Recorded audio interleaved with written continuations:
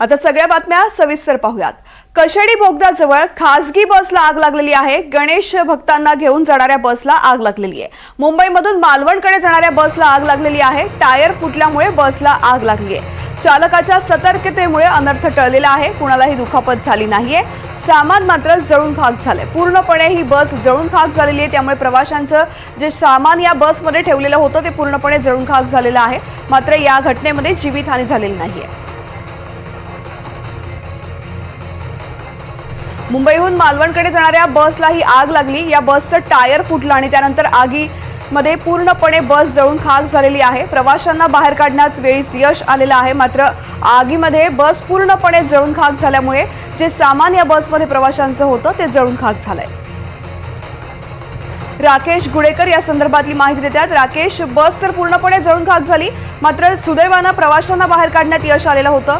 घटना नेमकी कशा प्रकारे घडली आणि आता या प्रवाशांना पुन्हा मार्गस्थ करण्यात यश आलंय का? तृप्ती, मध्यरात्रीच्या जवळपास 2च्या सुमारास ही घटना घडलेली आहे। टायर अचानक मोठा आवाज होता, हा टायर फुटला आणि त्यानंतर ही आग लागल्याचं त्यावेळी सांगण्यात आलेलं आहे।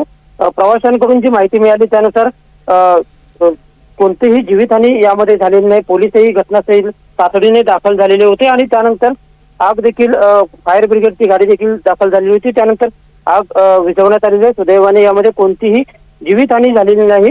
पण आता आपण पाहायला गेलं तर मोठ्या संख्येने भाविक जे आहेत ते कोकणाच्या दिशेने येत आहेत आणि अशातच ही दुर्घटना घडलेली आहे।